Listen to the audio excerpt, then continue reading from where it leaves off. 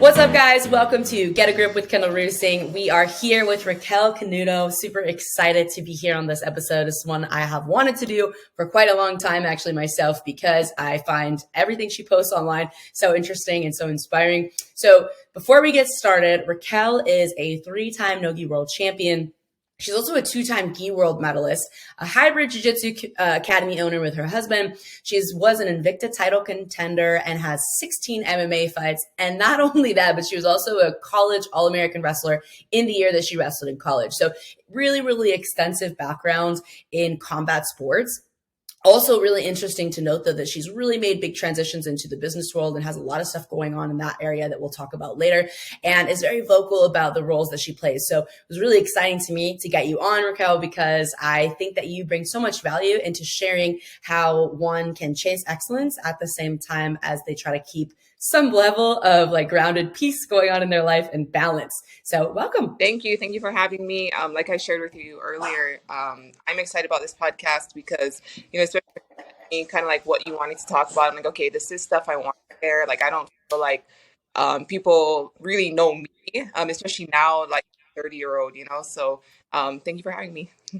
Yeah, absolutely. Perfect. So, very first question, as you know, before we get started, is what does it mean to you to have a grip on your life? So, if you think about like, wow, okay, I really feel like I am in control. I got things going on. I feel good. What does that mean for you? So when you had sent me kind of like that little preview, that was like, there were 2 questions that I was kind of like, man, that's kind of, these are the things that I kind of need to think about. But what I kind of feel having like a grip on your life means like taking ownership of your life. At first it's like taking control, but it's like not necessarily control, but just taking ownership of your life, like like every single day, like every like aspect of it. Just making sure that you have the reins of it and not anyone else or any other circumstances. So I feel like that for me personally, that's what I feel it is. Yeah, beautiful. And it's funny, it's not surprising to hear your answer because of like what I know from what you talk about in your own personal life. It's definitely something I feel you exude on a daily basis. So very, very special. All right. So we're going to dive straight in. You have a really interesting history that I know some about and I'm excited to learn more about.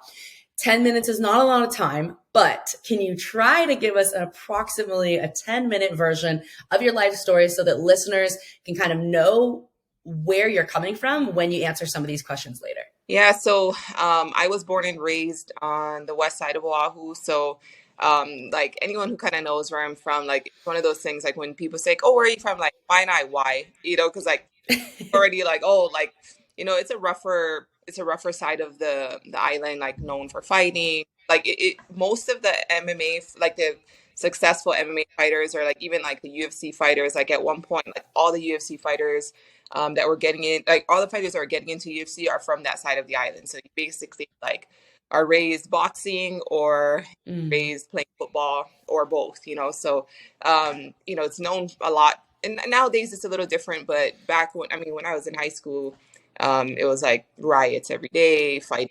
So it's like, it is a rougher side to grow up on. So so my dad actually was one of like the pioneers of MMA, for MMA in Hawaii. So he won like the first ever event ever held there was in a strip club, and it was like I think it was like 8-man tournament, and you had to have 3 fights in one night. Like this is before like Wow. yeah, like they had no rules, no gloves, like basically Old school. yeah, fish hook, and you couldn't poke someone in the eye. That was basically it. Like you just wrapped your hands and went and fought. So he won. That was like the first ever event held, and I think he won the first 2 that were held there. And then that's when they started having like the super brawls that were that was kind of popular, where a lot of people like TJ Penn, like even Robbie Lawler, I think like Anderson Silva, like they all were fighting in those events too. So I kind of grew up around that. I don't think, like no one ever thought I was going to be the one to kind of follow in my dad's footsteps because I was so uncoordinated, like super unathletic. I had like all these weird little tics. Like it's weird to think about now because my parents would be like, "Oh, you have all these habits. Like, why do you, nowadays I'm like, oh no, I had little tics, like nervous tics that I'd always do. So wow, I was ever the one that was supposed to, but because I always like admired my dad for what he did, I wanted so bad to be like him. So it was a lot of hard work to get here because literally he didn't let me wrestle when like my brothers and sisters wrestled, or he didn't let me like because I was pretty embarrassing. Um, yeah, I actually didn't start wrestling until I was like a sophomore in high school, Wow. and then yeah, so I kind of started late, like in life with everything. But yeah, a brief breakdown. Like my parents split up when I was, I think I was 11 or 12. So I lived with my dad for a little bit, then I started living with my mom, and that's like a whole story that we can get into some parts. But then I went away to wrestle for a year in college after I graduated. So like you mentioned earlier, I was a college All-American, and it was pretty interesting for me because I feel like that was a pretty cool point in my life because I just, like I said, like I was very unathletic. I was very uncoordinated. I just worked very hard.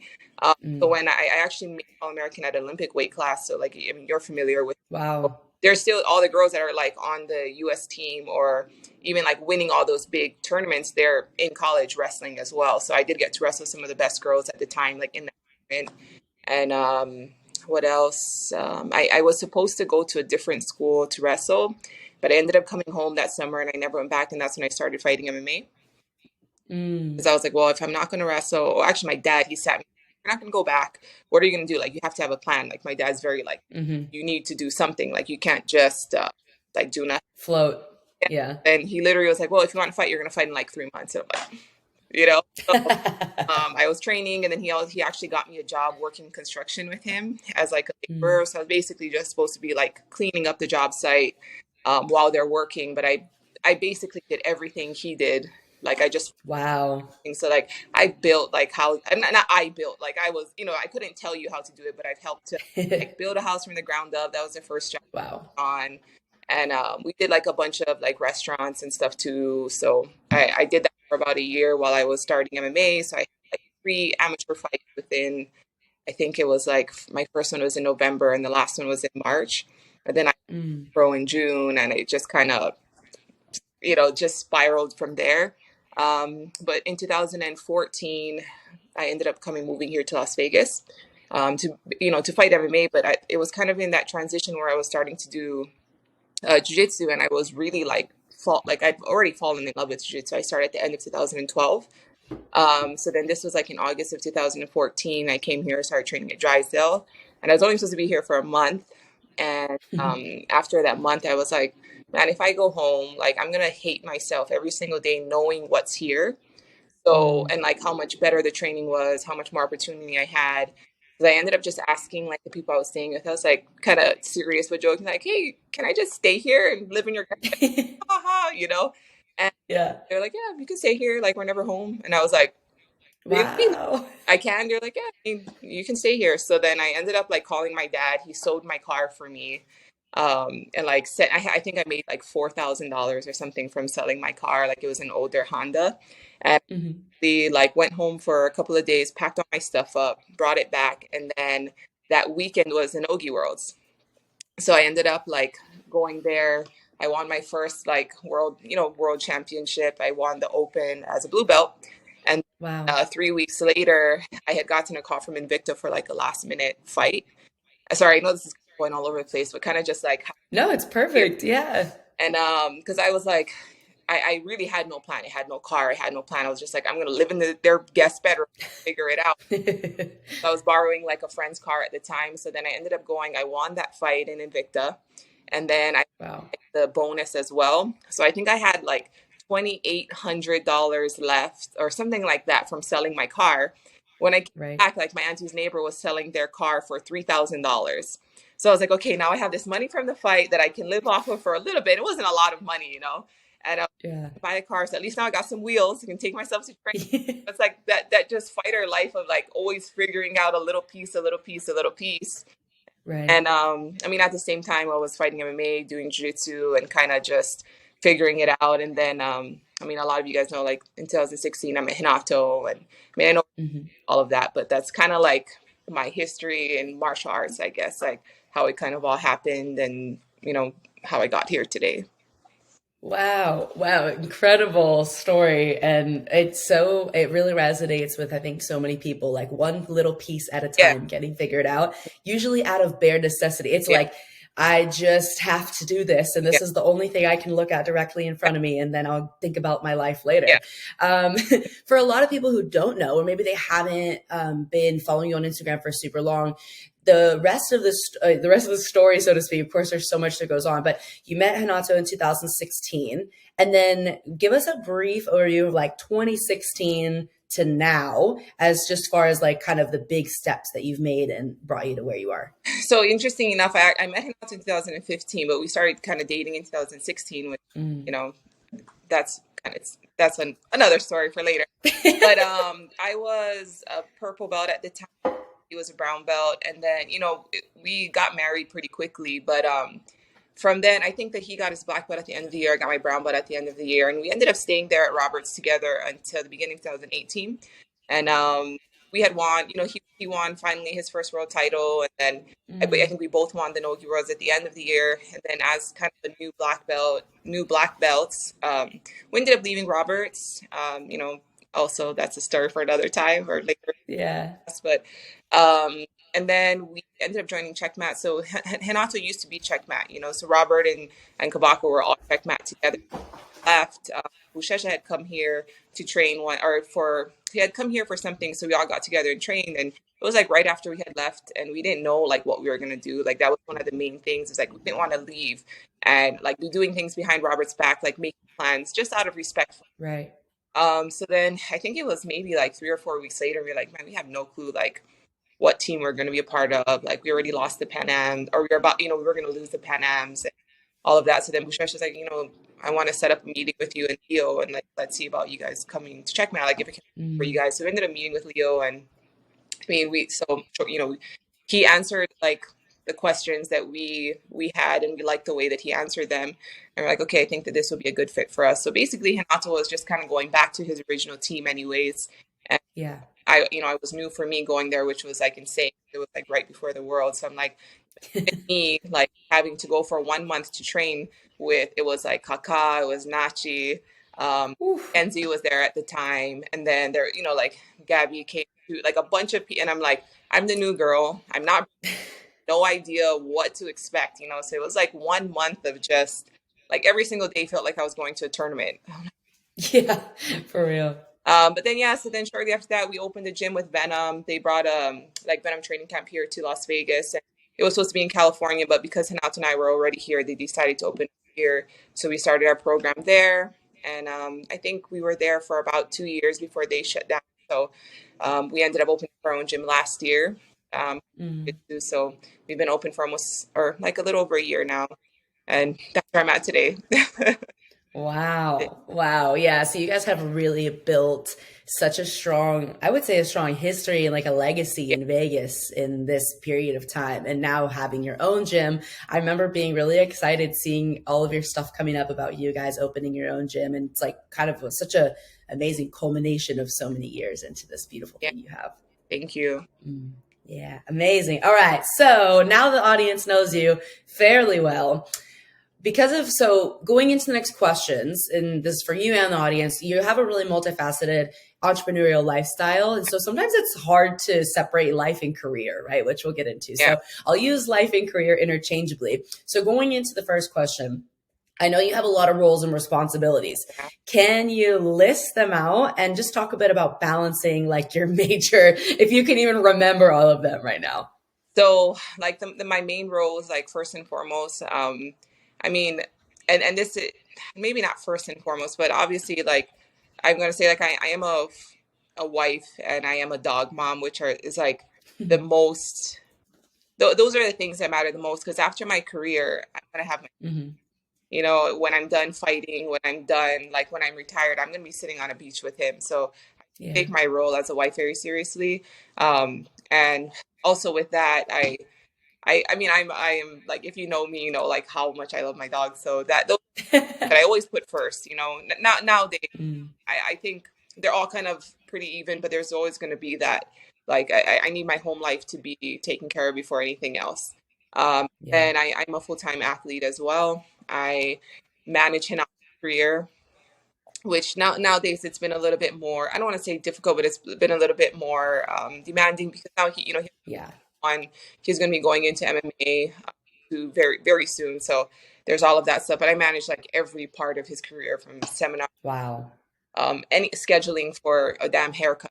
So like, his physical therapy, his appointments, Wow.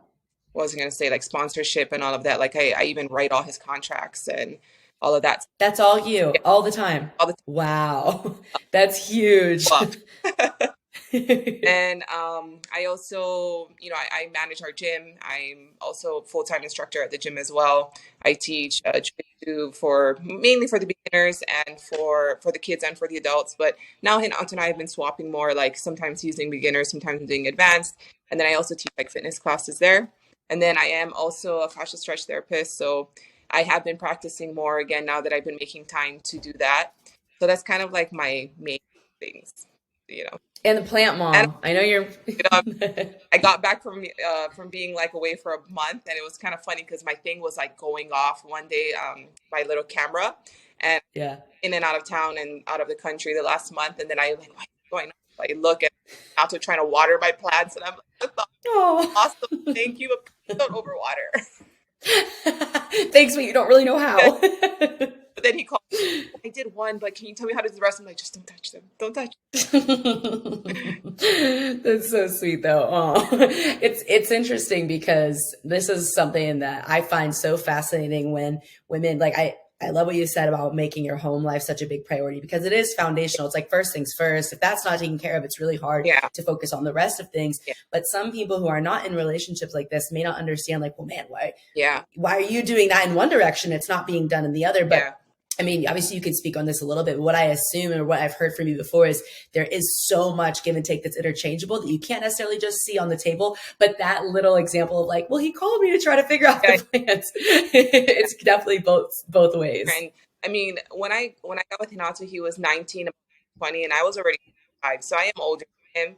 So over the years, there's really been that understanding of like, okay, I'm in my life, and I'm like, he basically came from home to me, and Yeah. like he wasn't supposed to be here. Like we fell in love very quickly, and he, so he over the years he's gotten better, and I feel like right now we're in such a good place where even those things, like he's so helpful to me, and he's always been that in different ways, but now it's even more. I never do these things for someone who wasn't doing it back for me, and that's what teamwork. Yeah, teamwork, exactly. Like divide and conquer, have different responsibilities that make a team. Yeah. I love it. Okay, cool. So you got a long list of things. Now, with balancing all of those, not just balancing those roles, but really just like when you think about big changes in your life. I mean, you moved to the mainland from Hawaii, which I obviously have not had that experience, but I've had some friends who do that. They say it's just huge. It's complete. You separate from a really specific community and you move to basically what feels like a new country, right? So you had this happen. I mean, it really is a different country in retrospect. So you move, you open your own gym, you're simultaneously focusing on Hanatsu's career and yours at the same time. How do you feel you find peace amongst these huge transitions as they're happening instead of being like, oh, okay, well, I can balance all these roles. Like we know that you do really well with that now, but when something big does happen, where do you feel like your peace is found? Man, it's difficult. Oh man.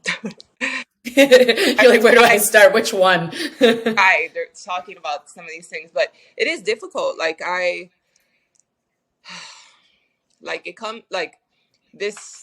the way that we are raised is like this need for perfection, like needing to do everything right, and that's just the only way I ever did things is doing it right, doing it thoroughly, making sure that everything is done how it's supposed to be done and when it's supposed to be done.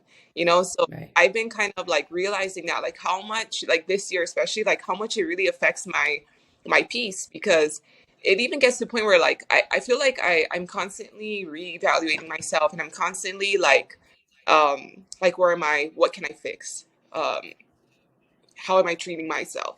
But then I'll make like I'll forget to do something, and I'm like self-talk, like, Raquel, like, how can you be so, where I started to get to the point where like in July I had this major meltdown because I had this huge list of things that needed to get done, and I just felt like it was never ending. Like for every one I took off, like 3 more things gets done, So I ended up calling a friend, and she's also like, she's got a doctor's degree And I don't know exactly, but some kind of therapy. So when I spoke with her, like she helped me to kind of get organized. And one of the major things that she told me was like, Raquel, you need to ask for help Yeah. on your own, you know? And I'm like, yeah, like I hired I don't want to call her an assistant, but like I hired someone to work at the gym to do all of these things, but I'm still doing most of it because I'm like, she's not doing it the way I want it done.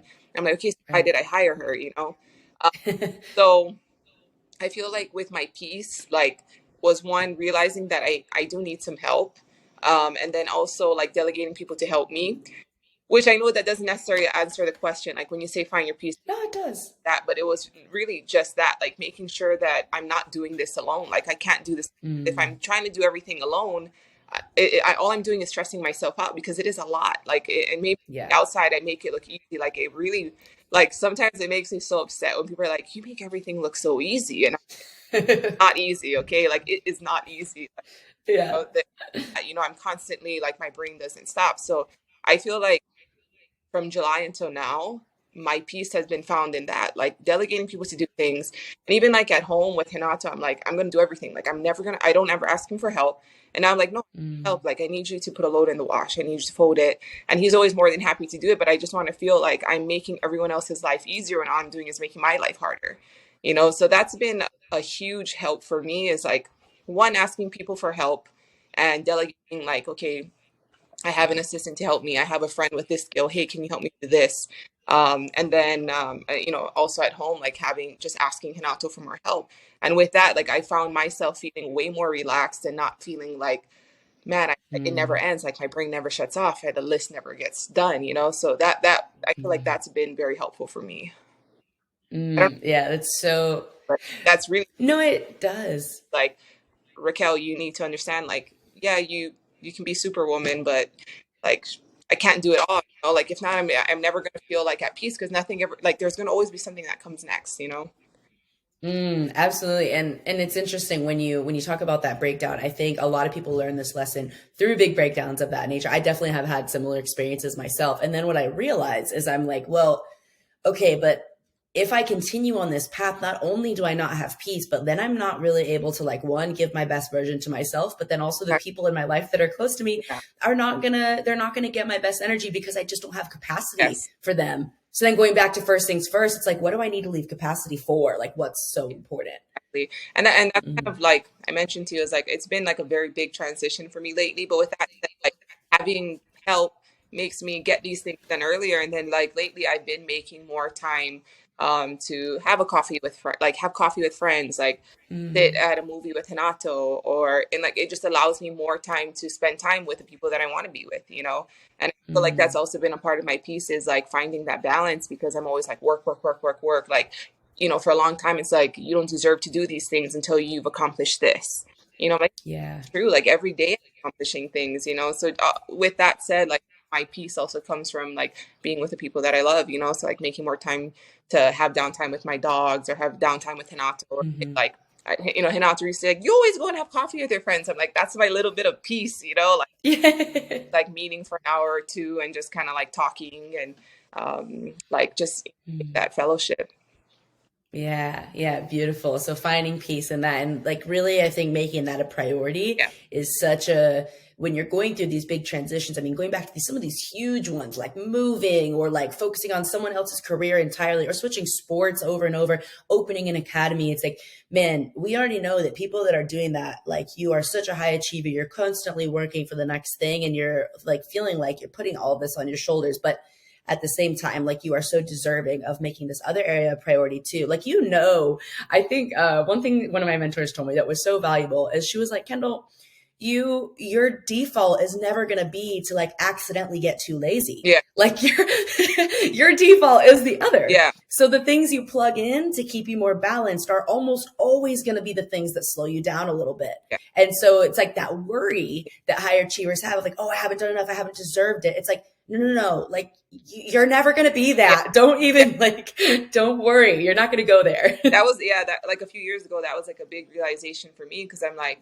I'm working so hard for what? Like, I'm, Yeah. I think I was like 29 at the time. I'm like, I keep waiting to like do all these things later, but I'm like, why? Like I've already, Mm, like maybe there's still those big things I'm waiting for, but I'm like, I gotta enjoy things now, because if not, I'm like, I'll be yeah. five and now I want to enjoy life. It doesn't make sense. Yeah, like someday is happening now, like one day at a Yeah, time. Like every day is part of someday, you know? Yeah.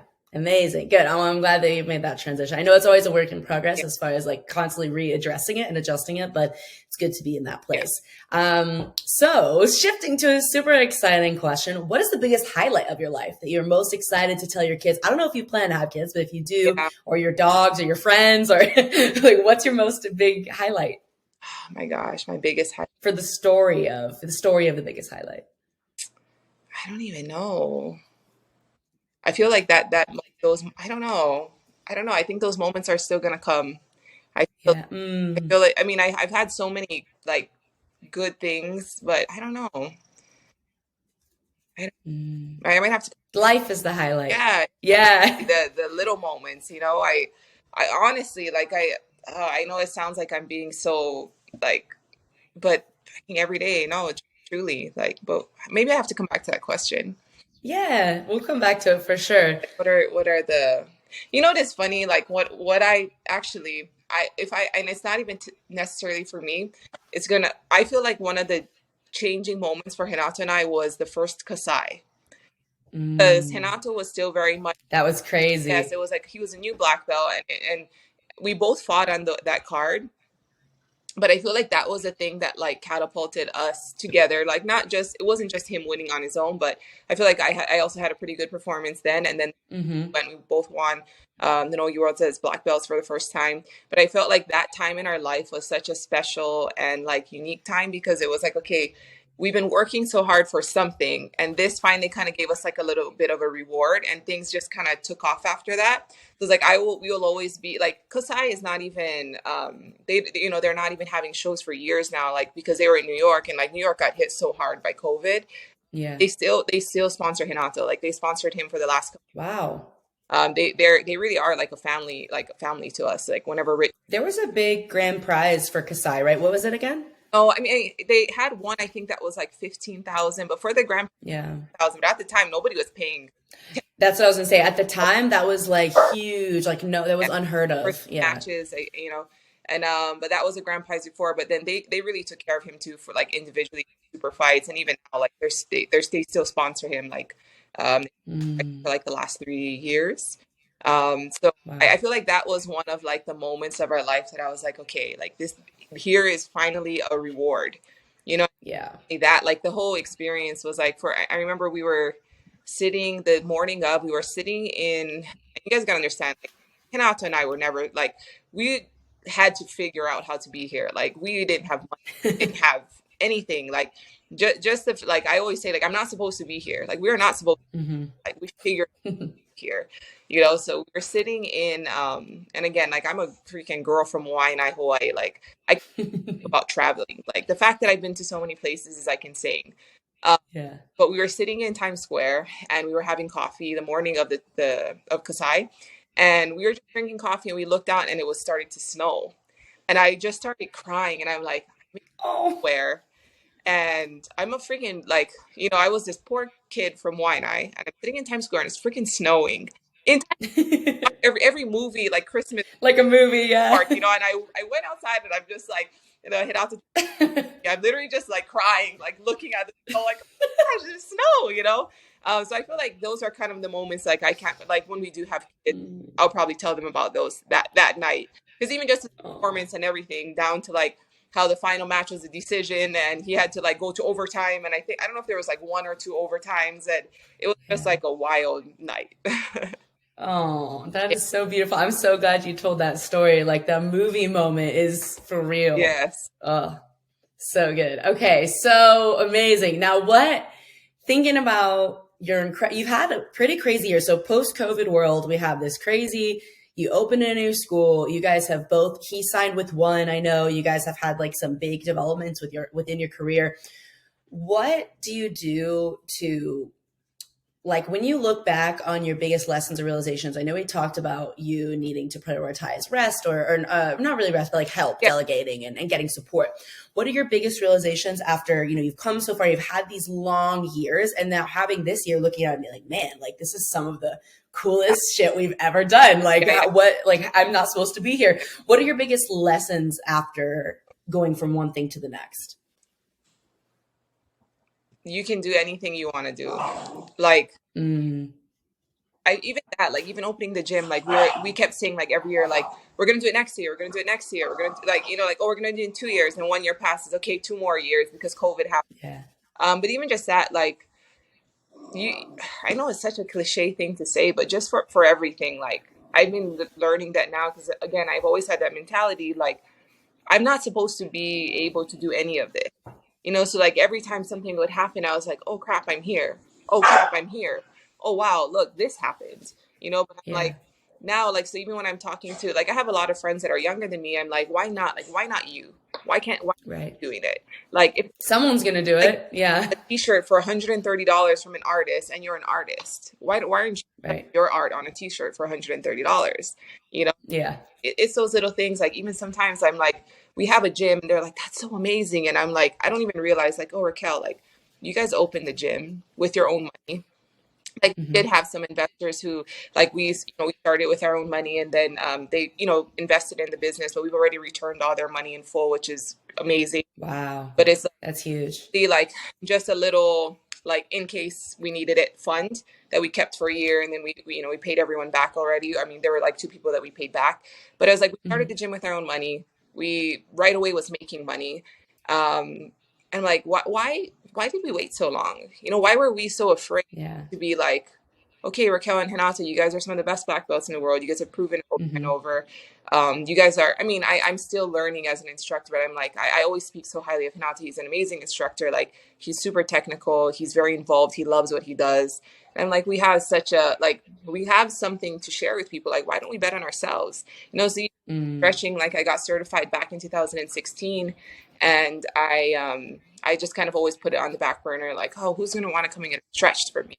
And then, like, this year, Yeah. it, or a few months ago, I started doing it again. I was like, in the second month of me stretching people again, I was like, I made more money than I made paying myself to teach and sponsorship. And I'm like, what, so why not me? Like, why have I waited so Yeah. long to, like, bet on myself and believe in myself, or believe in Renato and what he has to offer as well? Like, again, I say that as his manager, maybe, because Yeah. or even just like asking for more money, asking like, no, Yeah. he was getting paid that 5 years ago. Like, he needs to get paid more money, so it's just that, like, betting on yourself and thinking like, why not me? I Mm. My biggest lesson, and it's something that I constantly think about now in every situation, like in little things, like little things, big things. Like, I'm never afraid now to be like, no, I know what I can do. Like, I'm not going to put myself in this little box anymore, where I'm like, Yeah. like, what if what if it doesn't work? Like, no, but what if it does, so I Yeah. this lesson is like, stop waiting and just do it. Man, that's so good. It's so valuable. If people can hear that and really start applying that to even small decisions, it's kind of like the joke is like that whole like fuck around and find out thing. It's like, man, like just try. My biggest motto man, this has gotten me through so many really tough things that I've gone through is like, I can always change my mind. Yeah, Like you can always try it and then say never mind. Doesn't mean that there won't ever be negative yeah, consequences, of course. But I think if you trust that you always land on your feet, yeah, especially if you've been through some grindy stuff and you've had to figure it out, and you trust like, man, I know like I can always land on my feet. I can always figure it out. I'm self-sufficient. Then you have you might still have fear, but you can feel fear and do it anyway with trying other stuff, because it's like, well, maybe it's going to be the best thing that ever happened. And if it's not, I can always do something else. yeah. All right. So now going into a little bit more, maybe a serious question. Hmm. Well, these are all serious, but a little more into the dark area rather than the light, which the dark obviously leads to a lot of light most of the time. When you think about, I know that you've been through so much struggle, and it's one of the reasons I think so many people gravitate towards connecting with you, because they can see themselves in you instead of just like this shot. Like, people, of course, are going to tell you make it look easy, but the people who which is annoying in its own way. But the people who resonate with you because of the struggles that you share, they know very well that it's not. And it's why I think for even like myself, I gravitate towards your content on social media, or I gravitate towards wanting to know you more as a person, because I'm like, man, I can see myself in her, because I know that this has been like a hard, all your wins are hard fought wins, right? So when you think about like dark moments in your life, what is one that sticks out, one or two or a couple that stick out that have brought you really important lessons? Uh, so I again, like it nowadays, like again, I don't want to say like I'm a little older. I'm 32 now, but Super yeah, young, but I know what you mean as far as that being an athlete. Yeah. it's a lot more like I've been able to live a lot of experiences like within my 20s and even like the last Yeah. couple of years. So now when I think about it, like it seems silly, but at the time it was such a huge transition for Renato and I. But one of the harder times for us is when we did leave our old gym.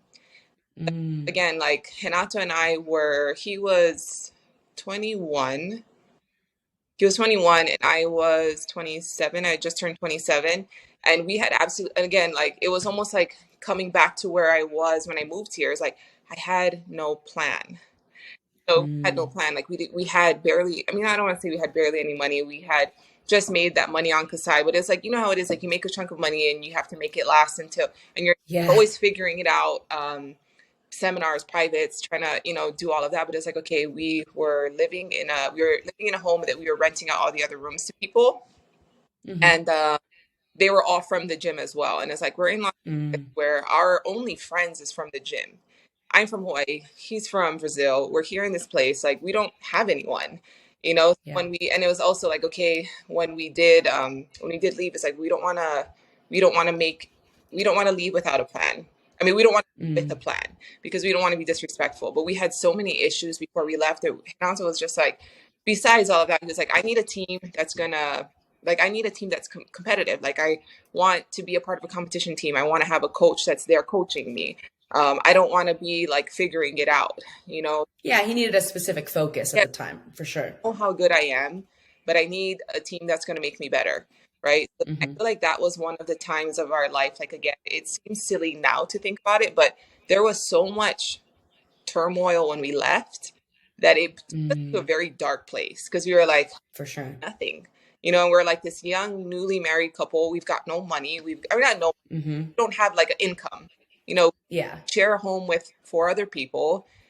We don't have a team. Where are we going? How are we gonna figure? So it was like that. That I don't want to say that that was like I've had so many other ones, but that was a very shitty time of our life because addition, it's like fuck, this is our life. Like at the time, it's not like we had a gym. We had like all these other options where Right. it's okay if we left the team, which we don't plan to ever do. But it's like if we were to leave a team, like oh, we have our own gym, we have money, Yeah. we have a house, we have cars, we. Stability. Yeah, you have stability. But at the time, it was like okay, so much negative came with it because you know how jujitsu is.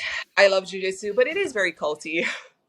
Yeah, it can be for sure. Hear from anyone. Like no one talked to us. Hmm. Like even like my closest of friends, like they didn't know Mm, how to act to me at the time, and I don't blame them for it. But it's like I didn't hear from any of them for weeks and weeks and weeks. So mm, just like we left the gym and we lost everything, and we were like, okay, so what do we do now? And then it was also that thing of like we for weeks we didn't even know where we were gonna go. mm. So I feel like that was one of the things that was like, okay, we are where are we gonna go from here? You Right. um How would you say that led to a lot of light? Because obviously you've developed so many beautiful things now. I know you obviously joined Checkmat, but even just aside from like, okay, I joined this team and it kind of worked out. yeah, What would you say, like take any team out of the equation? Because this yeah, is something that a lot of people go through, especially, I mean, high level competitors, but even just on like a yeah. hobbyist basis, like So this can be a very unearthing thing for I people. feel like, sorry, yeah, I kind of got lost and forgot the question, but what I was kind of Oh, it's fine. gave us independence. It made us Mm, our own 2 feet, and realizing like there can be so much control where I felt like, man, I'm an adult, I'm 27 years old, and I can't even decide what I want to do because I can't go here and I can't go there and I can't go train with this person and I have to be yeah. I can't go on a vacation because they need me here teaching and I'm not even getting paid to teach. So a Right. lot of Right. things going on at the time where we did feel very trapped and controlled.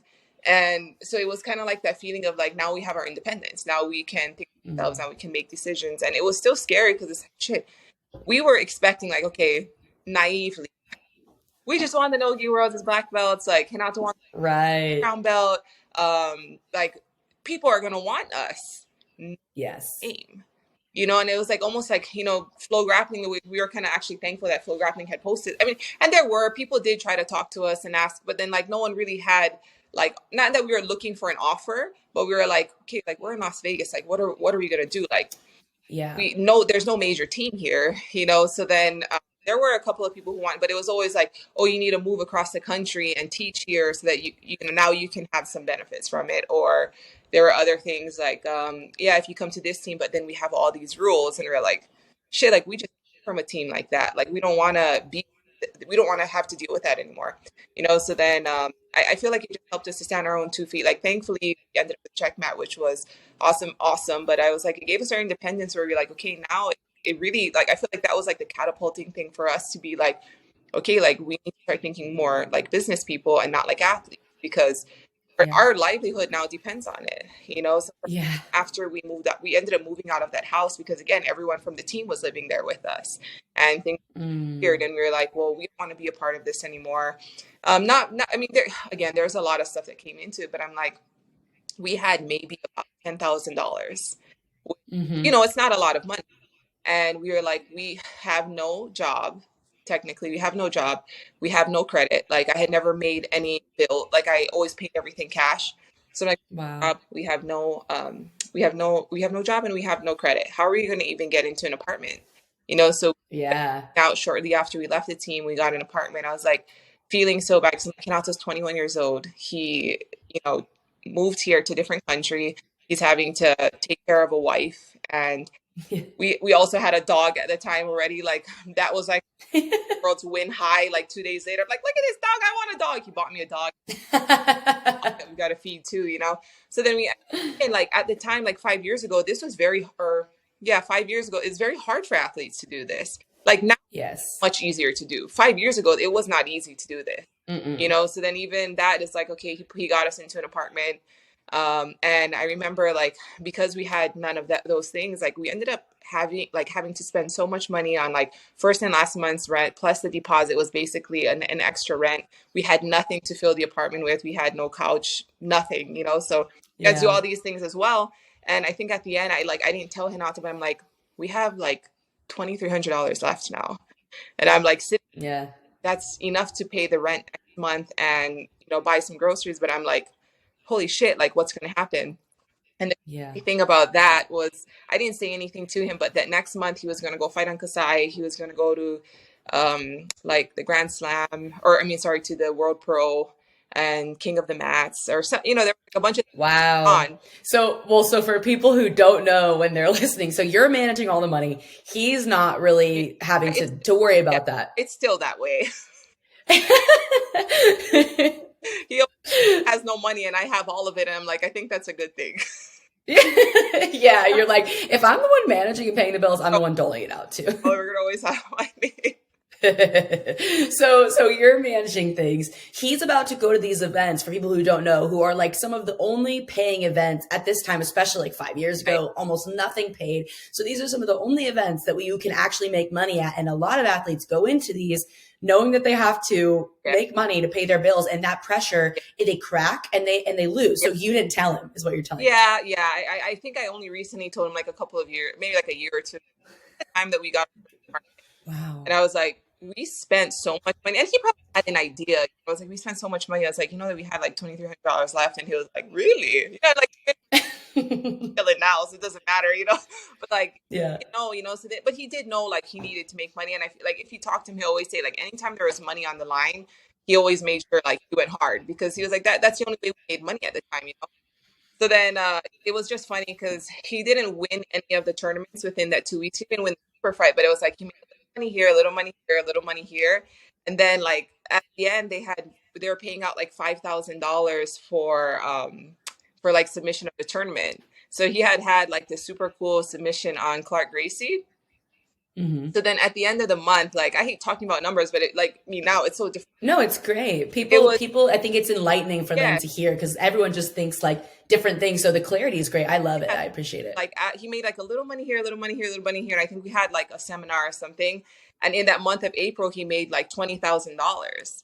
And I was Wow. holy shit! Like we just got this apartment. I was like, I don't even know how the hell we're gonna pay for this thing, you know. But it was like we needed somewhere to live, and that happens. Which I was just like, holy crap! Okay, thank Buys you the some Lord. time to breathe. Yeah, Yeah, like, and the crazy thing too is on that. I mean, I know it's not supposed to be about him, but like he's so much a part of my story because for sure. but he had hurt his knee in the first stop. So the super fight that he went to, he fought on Kasai. He got like literally in the last 5 seconds. They went. The guy jumped on a heel hook, and he like couldn't even walk the next day. So his foot was Oh, huge. It was like purple. He hurt his knee. He hurt his ankle as well, and he still had to go to do 3 more tournaments after that. So wow. insane. Yeah, so it was just like, oh my gosh, like what are we gonna do? Like you lost that, so you didn't make double the money, all Whew. the other tournaments. But then he ended up getting like a second place and a third place, and then that little bonus. So it was like, ah, Mm. thank God. Yeah, bought you guys some Because time. So man, really, that experience where nowadays, like when I look back at it, I'm like, man, it really wasn't that serious. But again, 5 years ago, it was a big deal. You know, especially for us being younger and just having we had no way to go, and like it really made us stand on our own 2 feet. So even in like that situation, it was like Renato was like, okay, I need to feed my family, I need to take care of my wife, I need to take care of my dog, right. I need to pay rent. So it was like he just, I feel like it really gave us an independence, and it showed us like how we can do it. Like we can figure Mm. going to be ways for us to do it. We just have to make those ways. Like we have to make those ways. We can't just be sitting back waiting for something to happen. Like it really forced us to get out and do it. And then again, like shortly after that, we had spoke with Venom about opening the gym, and kind of started getting all of that going. So I feel like with that said, it was also like a lot of the times you stay in these situations that are holding you back, and so many bad things happen. And this has happened a couple of times in my life. It's like, and you keep trying to hold on, all it's Mm. trying like I feel like it's like, okay, it's time to move on.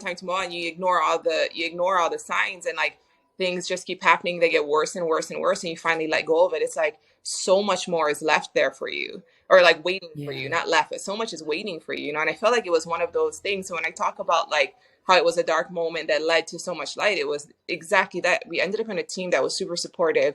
The training was amazing, so much great people around. It gave, and then even just the opportunity with Venom, like we would have never been able to do that before. Like we wouldn't have been able to open a Mm. gym in Las Vegas, never, you know. So Right. it just like so many good things happened, and it just led to where we're at now.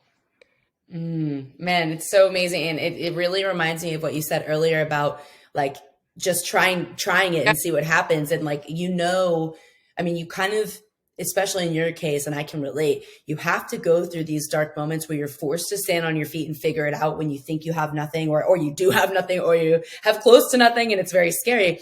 Like once you go through periods like that yeah, and you get it done and it does work out and everything aligns, then you have what feels like the confidence and the capability to try all these yeah, other things. You get braver, you yeah, get more confidence in your ability to stand on your own 2 feet. And so then making these big jumps or trying new things is not so scary. So it's really like what you said is there's so much waiting for you on the other side of taking the leap.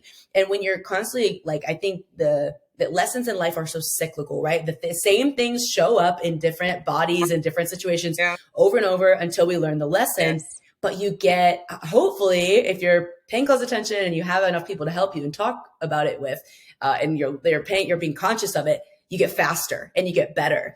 And so now it's like if you're in a situation where it's like a relationship or a team or a business partnership or a student, anything like that, you can kind of trust your yeah, gut on those flags and signs sooner and be braver at the surrender quicker and getting on the other side. yeah. Yeah, man, it's amazing. And so it is crazy, especially for those listening. I just want to say again, like, man, it was 5, 6 years ago. It was so difficult to make money in jiu-jitsu. I think the athletes nowadays, they have a lot to say about it, but and it's not to negate anybody. Yeah, right. I mean, look, we don't like, it's not to negate anyone's struggles. Everyone's still working hard, but man, the people who were doing it a couple of years ago, it was a way different ball game completely. And to make $20,000 Yeah. for a jujitsu athlete, I mean, I want to say that most jiu-jitsu athletes, even like in the top 5%, like 5 years ago, maybe made that in a year. Yeah. Like Yeah. maybe that's a big maybe as far as like from jiu-jitsu tournaments and sponsorships and seminars and things like that, not counting like regular jobs. Yeah. So huge deal. And it's crazy that that happened. Like, so just can't ignore like the coincidences, the faith that you guys had, and how that aligned with the timing is just insane. Yeah. Because that was the first time he had made that big of a Oh, chunk yeah. in that short a period of Yes, time. like he had made Yeah. aside from the tournament. But then again, yeah, 1 month. Yeah. Amazing. Oh my God. Okay. So with that kind of leads into, it's a great segue when we start talking about mental health, because when we think about what goes on behind the scenes, like of a combat athlete's Yeah. lifestyle, especially, I mean, we talked about 5 years ago, 4 years ago, and then COVID is obviously an interesting time in itself. But even now, even when you think about your career with MMA, with, you're making different weight classes, you're trying to find opponents, and you're also, I think people forget that social media can feel like a full-time job or a part-time job. At least sometimes it takes a lot of input, a lot of time. So when things are going on behind the scenes, what is something that fans don't know about that you think will maybe be enlightening for them to know and maybe like understand the athlete life a little bit better, or just bring some, like, shed some light onto what goes on behind the scenes? Yeah. So yeah, that's a lot. Like, we find so much of our value, which is something that I had to let go. I learned to let go a few years ago because of all these like little, meltdowns and breakdowns, and like something. It's I'm gonna kind of take a little step back because it's been a very interesting time for myself because I've been gone from home for 8 years. Oh. So recently I've been having like a little bit of I don't want to say like an identity crisis, but I've been having why, like, I forgot a lot of my why, and I forgot a lot about who I am. Like, I've had a lot happen, but one thing that people need to understand about me is, and it was a reason I actually went home. I bought a ticket like a few days before, and I was like, I need to go home. I need to see my family. I need to, like, I kept calling my dad. I'm like, Dad, like, do you ever feel like you lost your inner warrior? Because I don't anymore. And I went home basically to just sit and talk with my family and be like, why am I this way? Like, why am I so, like, for everything? Like, why am I so hard on myself? Why do I have this need for perfection all the time? Why am I, why can't I, like, this is huge for me because I don't let people see me weak, which is hard for me because I'm like, wow, these things have helped me to become who I am today. It's also been very detrimental for me as well because earlier, like, I don't ask for help. I don't talk to people. I don't show anyone. I'm never weak.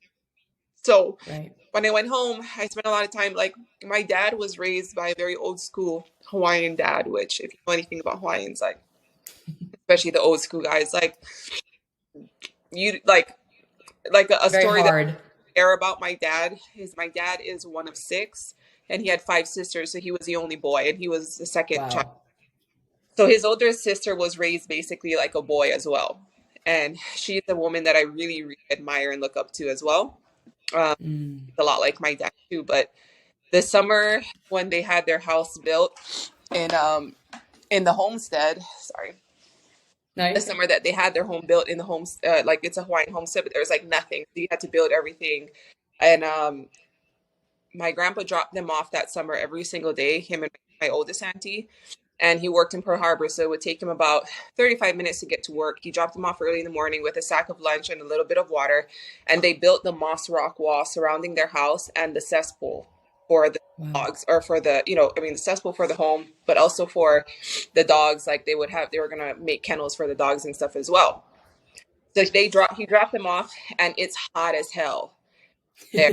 Summer also, so it's reaching like 90 something degrees, and it's in the 80 or the 80s. So there's nothing out there. There's no one there. They're there for 9 hours. Wow. And he would, with like no shelter, right? It's just like they're just out in the humid, hot sun. The top of it's all the way in the valley. So basically, like, the houses are built in the valley. So he would measure how much was in the beginning of the day, and okay, you need to do this much and make sure it's done by the end of the day.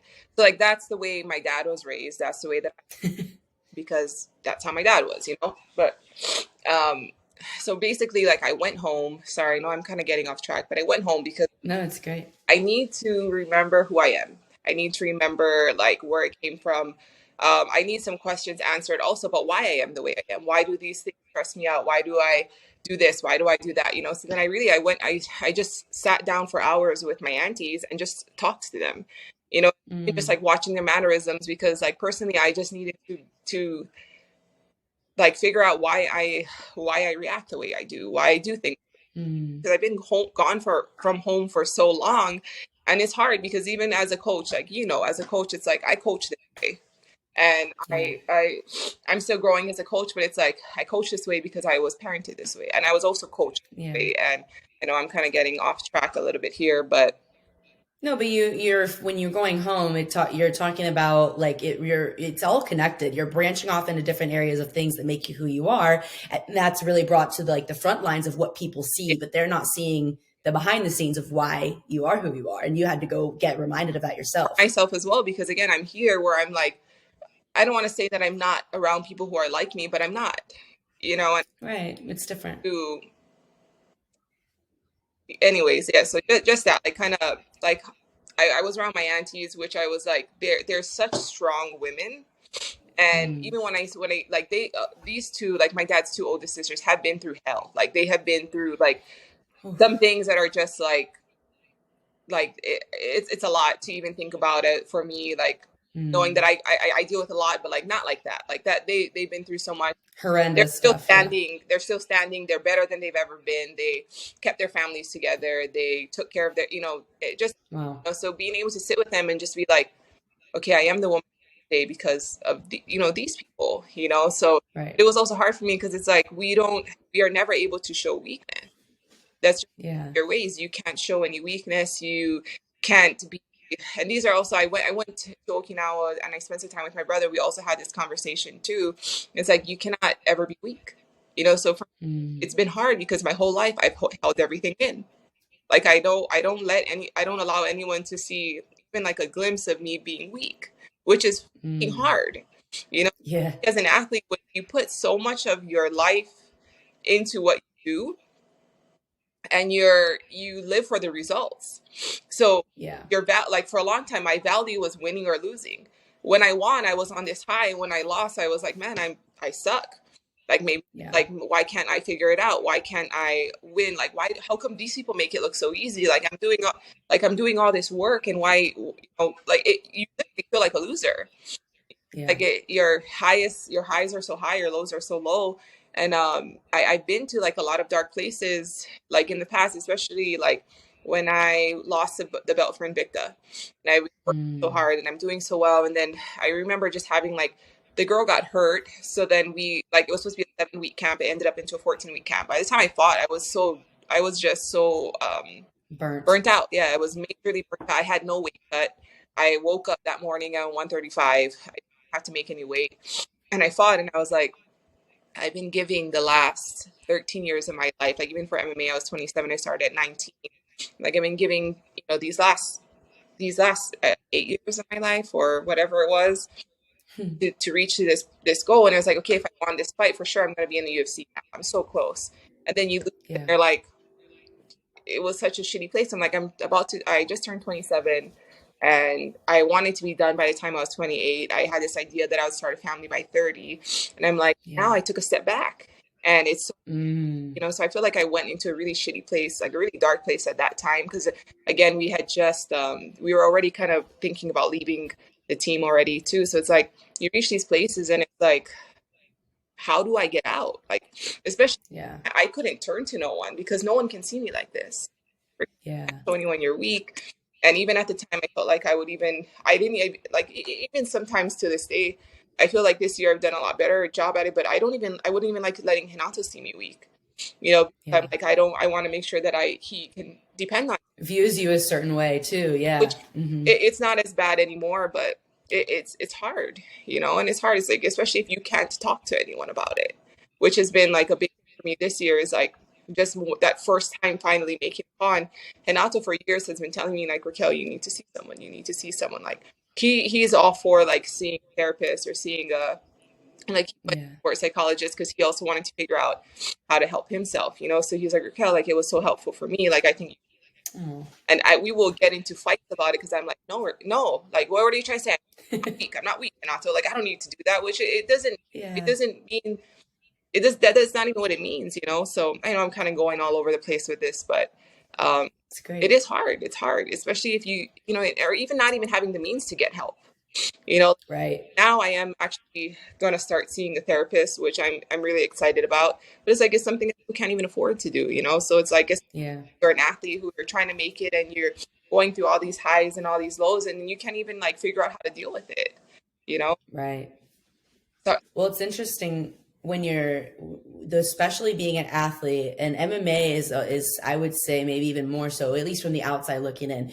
You are trained to posture in a certain way that has to be pretty intimidating and strong all the time. So if you couple that with your history and your kind of your predisposition and how you operate, it's a very scary thing to shift a focus to say, okay, actually, what binds us together in are our vulnerabilities, and that really is where the strength is, where it's like I'm letting somebody see me fully. And that means like I think especially when you have like you say Hanato is probably one of the people that maybe saw the most, you know, compared to the outside world, right? So it's like if you know this person loves you for who you are and they can see me in this and accept me and receive me and still not have that change their perception of how strong you are or all these things about yourself that you do that you love in the moment, that can be really yeah, healing. But if you're not able to let that in, then you're stuck in that cycle of this is something wrong with me. If I'm weak, I'm wrong. If I'm weak, yeah, I'm wrong. So I think it's beautiful that you're able to start doing that now because at least definitely from my perspective, the way that I view you is, man, hearing about like vulnerabilities or struggles that you've been through or those battles that you have, it makes me feel like, man, it's inspiring because I'm like, man, you have that too, but look at all this other stuff that you're doing. Or like, oh, you're just like me. It makes you not so far away. But in combat sports, it's very hard to feel okay in doing that because we're not supposed to let our opponents see any weakness. You know, it's kind of a weird paradox. yeah. I know it is. Yeah. So even just recently, like I I I fought in the Houston Open, and I was fighting Melissa and uh, Yeah, you had a great tournament. It was incredible. So many good wins in that tournament I saw. they're super strong, and I'm just like, oh my Yeah. gosh, you know. So even just little things like that, like I had made a post about being nervous, and like these are all big things for me because again, like it's a thing of like it's me practicing. Like, okay, Raquel, you're not perfect. You get Mm, nervous. You do get. I don't want to say the word is scared, but you do have that like, you know, like yeah. can I do this? You know, so the like being able to You have human get emotion, like surprise, you know? about these things, like even in a little thing like that, is huge for me. Like being like I'm nervous because again, it's like especially coming from the family that I did, and then even just coming from mainly like from MMA, it's like you don't ever let them show that you're scared or you're nervous or you Right. look them in their eyes and you don't look away until they look away first. You know, Yeah, yeah. like now Body language, yeah, yeah. it's a little silly, but it's like I'm sure everyone feels that way. You know, like every Yeah. sort of nerves or some sort of you know. Anyways, sorry. I know. Well, and no, it's great. And you know what's interesting about that to me, I found myself is there is a transition period when you first start getting used to letting yourself be seen in a vulnerable state or what we perceive as weakness, but I think vulnerability a lot of time is strength. If or like a vulnerable state, just say as being nervous Yeah, and before a tournament, right? Being seen that way, there's a transition period, I believe, where you have to start getting comfortable with yourself being like viewed out in the open, basically. Like it's like being stripped naked and people can see you now. And there's like an adjustment period and getting okay with that. But then I believe that those people are actually the most intimidating. yeah, Like when I know that somebody is nervous and then they go fuck shit up anyway, I'm like, damn, like, okay, there's something about the way watching people accept who they are and do the scary thing anyway, or saying, man, I'm really struggling with this, but here's what I'm doing to regain my strength, or here's what I'm doing to get support. For me, that's the most admirable and in a competition setting, maybe most intimidating because I'm like, that's really, really powerful to see someone own that yeah, and then do it anyway. So there's an adjustment period, but there's so much empowerment around it as well once you get to the other yeah, side. for sure. Yeah, I think like Mm. what you said is so funny because like those who are close to me, like especially Renato, he's like, oh, she's turning on the mute button already. You know, we probably could be like very serious and quiet, and because I'm, Yeah. and everyone around, like now I feel like the students who kind of compete with us more, they travel with us, they always laugh because they're like, oh, I wish I could do that when I was nervous. They're like, you know, because Right. it's like a minute and a half later, I'm like coming back off the mats, and they're like, oh, you were nervous, and you can Yeah. feel that when you're nervous. I'm like, well, you know, but it is also nice for me because like I love conquering that, where I feel like, man, okay, I can still do that even if I'm feeling like this inside. Mm-hmm. It's years later, and you still kind of like are figuring that part out. Yeah, absolutely. And I think a lot of that when you're talking about going home with like to kind of get a re-sense of who you are and connect with your upbringing, connect with your home really, right? And your family and connect with the deepest parts of yourself that develop as a Yeah, young child. When you also let that stuff be seen and exposed, it gives a chance for other people to reach out and say, wow, me too. yeah, Like I grew up like that too, or I have that too. And man, look what this person has done. Like, and also she's not afraid to talk about this or admit this. Like maybe I don't need to feel shame around this myself because she is not in her shame, or even if she was, she's doing it anyway. Right. And so, for example, like that's one of the reasons I talk about eating disorder recovery so much is because when I was going through the recovery period, I talked about a lot about it on social media because it was kind of like a journal for me. I yeah. just used it that way.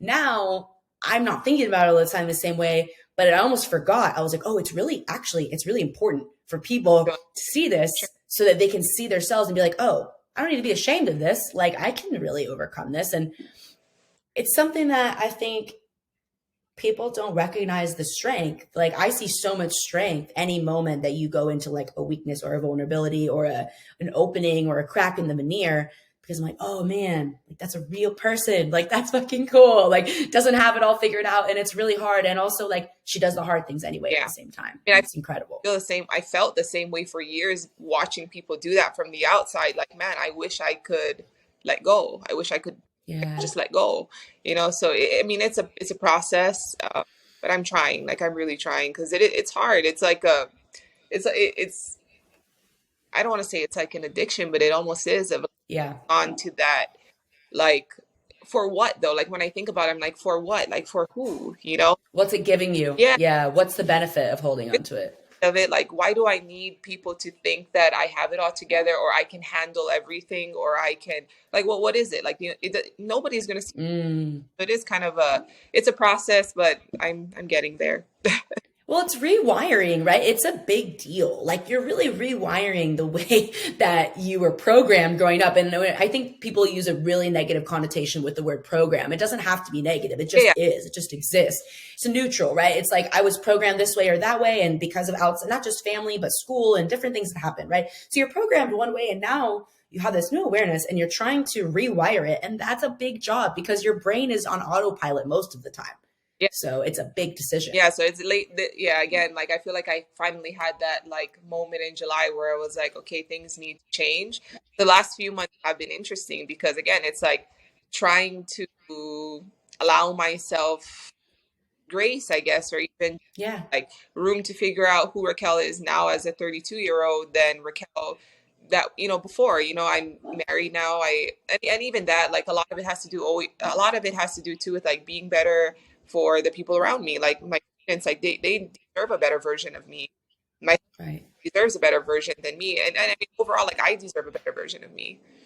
Oh, but Yeah. I feel like that was one of the big things too. Is like little things. Like no matter if I feel someone, I don't like using the word right or wrong, but like even if someone comes to me and is like, well, like one of the parents brings me an issue, and I'm like, even if I understand why I do things the way that I do things, I'm like, okay, but I can still fix this, you know. So I'm like, how can I be better, you know, like. You know, even Mm. little things like, okay, you know, he's starting to not like jujitsu anymore. And I'm like, holy crap, like it's because I'm too strict. Like I don't want him to not enjoy jujitsu because I'm too strict. You know, so like all Yeah. of these little things, it comes down to like, why am I so strict? Well, because I was raised this way. I was coached this way. Like I was coached Right. people like my dad, you know? Yeah. Yeah. Yeah, it's Well, it's like, how can I get out of me and be of service to others? But also getting out of me a lot of times to be in service to this next version of me or this higher self, like this next version of me or the person that I want to be or the person I'm becoming, how can I get out of myself right now and be of service to that person and also be of service to the people in my life? And it sounds like that's exactly where your mind is, which is really special. Sorry, I know that one kind of went everywhere, but I hope that. No, it's perfect. No, it's so good. I mean, this is something that this is like, in my opinion, this is the work. Yeah. Like, this is like when people talk about how do we become more vulnerable? How do we change our, I mean, this is it. It's having these kinds of conversations, especially being willing to do so on camera in a fairly public setting, knowing like, one thing that is really commendable, I think, when people speak about vulnerabilities and what they perceive as their weaknesses, is knowing that there will be misinterpretations. We kind of talked about this before the podcast about giving opinions. There will be misinterpretations. People view things through the lens that they have, their own personal lens that they grew up in. And they're also, even if they did see me perfectly the way I see myself, there are going to be people who disagree or think I'm wrong or have strong negative opinions. So opening yourself up, it's called, I mean, vulnerability is a big word for a reason. Like, you are vulnerable. It's like, exactly. It's like being out there naked. It's like competing is the same because you're very visible. You're seen. Your weaknesses are going to be on display. Yeah, for sure. Mm-hmm. So doing that though, it's like, for me, I've had to develop, if I know that I'm going to be vulnerable, I know I'm inviting a lot of input back in, then you have to get real specific. I mean, this is so cool because you'll get real specific with, well, what do I think about myself? And what are my opinions? Like, I need to be very strong on how I feel about my sense of self, so that I know that when I open up to these other things, I can stay strong in that. I had this conversation with someone yesterday. I'm like, again, I'm a little older now, and I grew up very like insecure, very, very insecure, like with like insecure as an athlete. Like, I don't look like other athletes. I'm not performing like other athletes. Right. Like, how can I get, so, or even just like, I was the biggest kid in the class. I actually found some photos, and I was like showing them to my friends while I was back at home. I was like, oh my gosh, like, no wonder I was so insecure. I'm like, I'm freaking towering over everyone. Yeah. Taller. I'm like, everyone's so skinny. I'm already like 6th grade. I'm like freaking got these huge legs. And yeah, I kind of lost my but what I was saying to them is like, over the years, I'm like, I've let go a lot of that. Like, I feel like I'm very confident in the person that I am and what I bring to the table. And I was like, I also know my faults. And I'm like, I know that I need to work on, and I'm constantly reevaluating myself, and I'm constantly trying to be better. So I'm like, no one can hurt my feelings because I know this about myself. Like, you can come and tell me whatever you want to tell me, like, say, man, like, you're like, again, I always do this because I feel like I judge myself a lot for how I do things. I'm very like by the book. Like, if you're supposed to be on time, you need to be on time.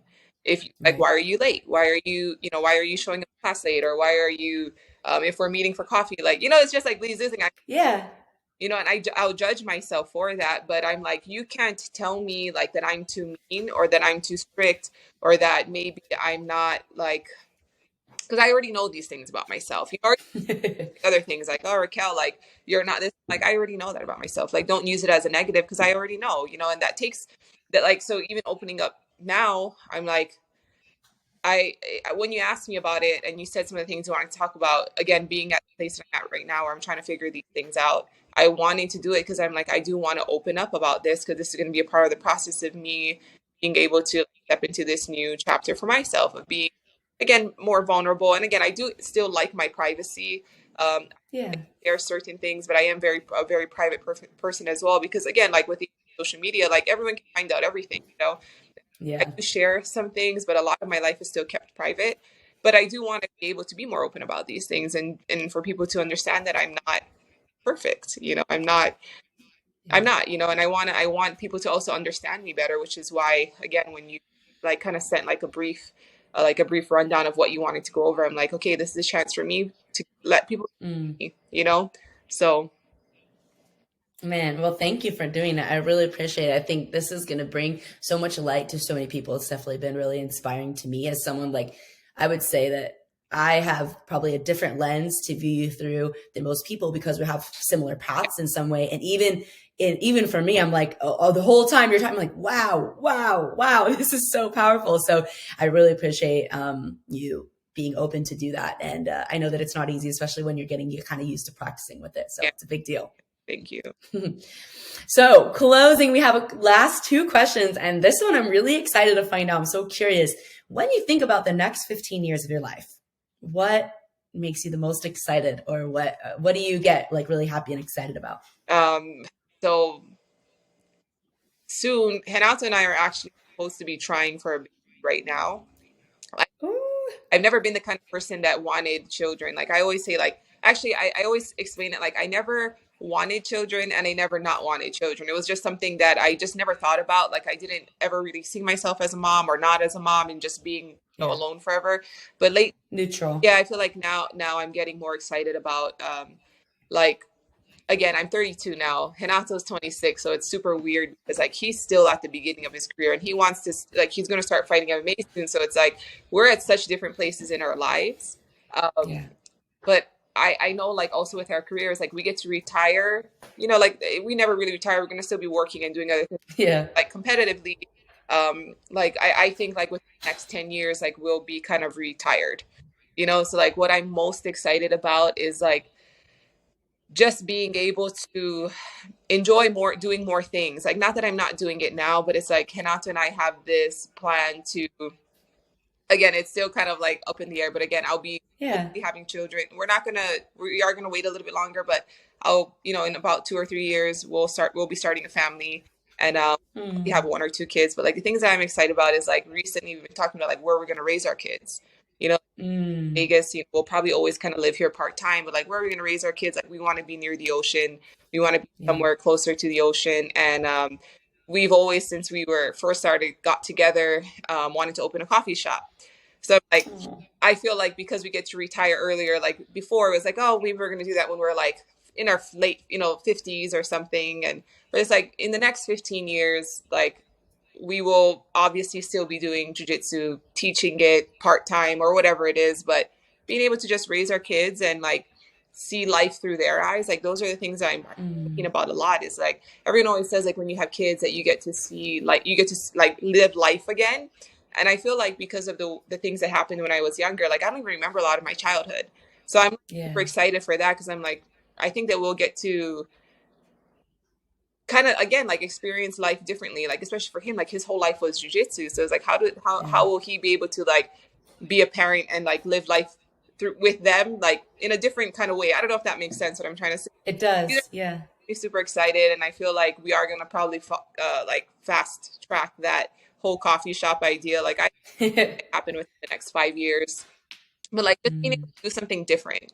I love jujitsu. I love martial arts. I love doing all of that. But I'm like, I'm gonna be done in a few years, and I'm excited for all the other things that I've been waiting to do. Like whether it is like having a family or doing yeah. like having that coffee shop. Like I'm kind of already in the process of planning for that, and I'm just excited for Mm. that to just do different things. Yeah, man, it's beautiful. It's such an incredible thing to see people who are so dedicated to their craft and in some areas and then still be so expansive as far as where they want to go. And I think when somebody looks at your life, it's really easy to see that already because of all the different Yeah, roles that you described to us earlier, the long list of things. And so it's easy to see like, man, well, okay, if you take one of those things out, or if one of those things maybe not taken out, but lowers in level of priorities, like what are you going to fill up? So I'm so excited to watch it yeah. unfold. And yeah, it's inspiring to hear about all the different possibilities. So, okay, so after deep diving into so much of your life, past and present, and even future, I'm curious to know if it has changed or if it's the same, what it means to you to have a grip on your life. It's funny because I talked about like taking ownership of your life, and that's why I didn't want to use the word control. Because Yeah, like I always feel like I have control over everything, but I really don't. Because if you think about it, like everything that I just said, it's like I really didn't have control over a lot of things. But I am always making like steps to be better. So that's why yeah, I do feel like the word ownership. That's kind of why I changed it when I was thinking about like what does it mean to have a grip on your life, like taking ownership for your life, meaning like owning all the good and bad moments or good and hard moments or the ups and the downs and the again like the light and the dark, the highs, the lows. So I do still feel like when I say like taking ownership of your life, I still think that it means that because you got to be able to like own it in all forms, in all seasons. And like, and it's definitely seasons, like life comes in seasons, Yeah. uh, as we all know, so I do still think like I stand by that, like just taking ownership of your life, like, and taking just the reins of it, like Mm. I do believe in like destiny, but it's like I'm destined for what I have because of what I'm willing to do to get there. Like if Yeah. I have this thing reserved for me, like what am I going to do to get there? I got to take ownership of Mm. everything, like every part of it, every step of the way. So, man, that was like hitting me in my soul when you were saying that. Was so good. Yeah. Man, thank you for that knowledge bomb. I love it. All right. So we are going to close. Man, I'm so, so grateful, Raquel. I can't tell you enough. That was so beautiful. And I really am excited to hear what it brings to other people. It's brought a lot to me. And I hope that, yeah. yeah, I feel like I was a little all over the place, but I hope that the message came across. Well, if I'm able to speak on my perspective right now, I think you might be going into a little bit of perfectionism. So maybe. I think you might, because that was incredible. Like, don't even think for a second that you're all over the place. It was like, life is all over the place. Like, that's kind of, That's it's where I'm what we do. It's, now. I mean, I think one thing that I do admire about you is that I think that you, in a lot of, like, you're always very open about, like what you're going through, who you are, where you're, yeah. and I do take the time to read a lot of it. So I feel Thank like you. right now, like I'm just, again, I have a lot, like just my like figuring out that part of me thing is like it's all over the place, So Yeah. just personally, so even when I'm trying to talk about things, like I can't even, like I don't have a map for it. Mm-hmm. I always kind of have a map of like, oh, this happened and then this happened, and right now I'm like, it's all over the place. you know, For sure. I'm slowly figuring out all these pieces. So if it did all over the Mm. place, then that's exactly how it's supposed to be. That's such a good visual. Like you think about like those old school detectives, they put like a pin and a pin and then they connect all the strings together. So the inside of my head right now feels that way because you I kind of mentioned like I went to go see my brother, and that was why I booked the trip home, because I was like I need to go home, like like he, again, like he was the only boy, so he had it even harder than we did, so Yeah. talking to him, and he was like sharing some things with me, and I was like, oh man, okay, I need to go see my sisters, I need to go see my aunties, I need to go see my dad, I need to see my mom, like I need to talk to them, I need to, so it really, Mm. I figured out a little from dad, from mom, from auntie, from this sister, from that sister. So it really is just like a bunch of pins right now. That's literally Yeah. an app. I'm like, that's what it looks like. So good. Yeah, you're like the detective of your own life, as we I, should be, right? So good. And man, it's I think the more you talk about it, the more you discover it. Like for me, when people ask me questions, I've gotten a little bit better in interviews these days because I just have the practice of talking about it. And so I'm like, oh, I know myself in a way where I can answer this question and hopefully give like a clear answer. But it should never be picture perfect because life is not. I mean, life is messy. Like you are such a multifaceted person. You have a lot going on. You have a long, incredible history. Like, of course, you're going to branch off into different subjects. And I think when people are listening, definitely in my experience, it's very easy to follow because you're very descriptive and you're very visual with your stories. And so it really is gripping. And so even though you branch on in different areas, I'm like following you every step of the way. I'm like, wow, wait, tell me more. This is great. So thank no, it was you for perfect. having me. And Thank you. of course, man. Of course. So for everybody listening, we are going to put all of Raquel's links into the show notes so you guys can go follow her on all of her pages. But do you want to give us a quick list of where to follow you, just kind of like the overview? Yeah. I mean, like everyone else, I'm mainly on Instagram. So I do tweet a little bit, but they're both the same. It's just Raquel Paaluhi. And then if you guys want, we have our Hybrid Jiu-Jitsu Instagram page. But I do have a website. It's just raquelcanuto.com. The blog and stuff. Before I was going to be a fighter, I wanted to be a writer. So I've been I haven't written the last couple of months because I've kind of been in and out of town. But I do have a little blog on there that I started a few months ago that I'm like super happy to be writing again. So if you guys want to check that out, that'd be great. Oh, that's awesome. Yeah. So RaquelCanuto.com. That's really easy, especially with the spelling, easy to find. And you guys can find all the links there and read the blog. Her captions have always really gripped me. So I think the blog is definitely something I'm going to have to check out because not everybody is as talented as writing their experience and sharing in a way that's easily digestible. So that's definitely something to look for if you guys want to know more about Raquel's story and her experience. And you guys can check her out on Instagram. We'll link everything in there. And then other than that, make sure you guys please I always forget all of them. Subscribe subscribe, like, share, and review the podcast. Let us know what was most helpful or most inspiring, or any questions you have, Raquel, for Raquel in there, and we can share those with her. And then also it just really helps me choose guests and get the right questions asked. If there's different questions you guys want to know from these guests, I can always have them back on, things like that. So make sure you guys leave that in the review. It's super helpful, so I can bring content that is helpful and inspiring and fun to listen to for you guys. And share the link with anybody who would find this helpful. I'm already like, I have a list of my head of the people I'm going to send this podcast, because I think it's so powerful. So thank you guys for listening. Make sure you guys do all those things and follow Raquel, and we will check you out on the next episode of Get a Grip.